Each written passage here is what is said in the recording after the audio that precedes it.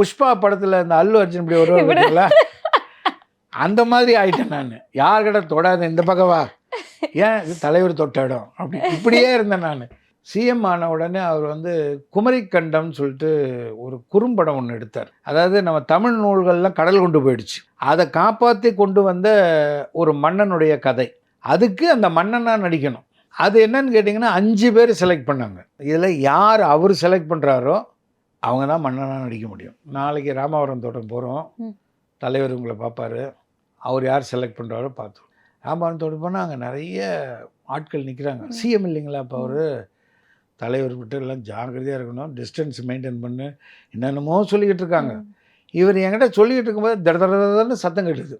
அவர் தலைவர் வீட்டில் எப்படின்னு கேட்டிங்கன்னா, அவருடைய ரூம்லேருந்து கீழே இறங்கி வர்றதெல்லாம் மரப்படிக்கட்டு தான் ராமவரம் தோட்டத்தில்.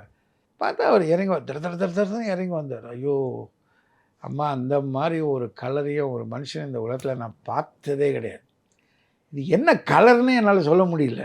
அப்படி ஒரு தக தக தக தக தக தகன்னு தங்கம் மாதிரி அந்த கருப்பு கவுலிங் கிளாஸுக்கும் வேண்டும், இந்த ஜம்பிங் ஜாக் மாதிரி அப்படி வந்து நின்று சாப்பிடலாம் அப்படின்ட்டு உள்ளே போயிட்டார். என்ன சொன்னார்னு எனக்கு பார்க்குறதுக்குள்ளே பட்டுக்குன்னு போயிட்டார் உள்ள. செம்ம ஸ்பீடு, ஒரு கட்டத்துண்டு மாதிரி இருந்தார். எனக்கு அப்படியே பண்ண வா வா வா வா வா வா அப்படின்னு நீலகண்டன் சார் நான் கூட்டு பின்னாடி ஓடுறாரு. ஓடி போய் அங்கே போனால் அம்மா நிற்கிறாங்க எதிரில், ஜானகி அம்மா.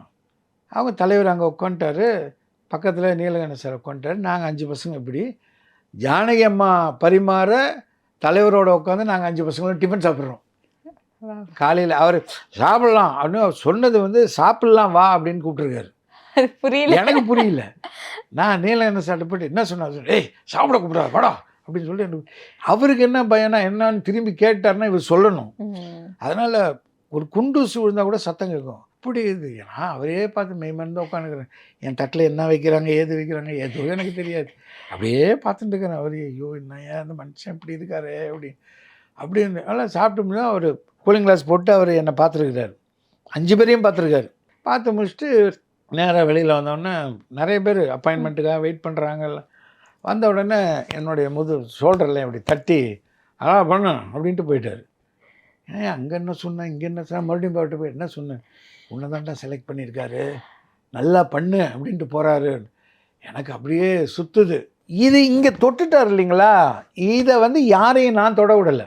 இப்போது புஷ்பா படத்தில் இந்த அல்லு அர்ஜுன் இப்படி வருவார் பார்த்தீங்களா, அந்த மாதிரி ஆயிட்டேன் நான். யார்கிட்ட தொடாத இந்த பக்கம் வா, ஏன் இது தலைவர் தொட்ட இடம் அப்படி இப்படியே இருந்தேன் நான். கடைசியில் 1 வாரம் ஆச்சுமா, எங்கள் அம்மா இவ்வளோ பெரிய வெறுவு கட்டை எடுத்து அடித்து தான் சட்டையை கட்டெல்லாம் கழட்டினாங்க.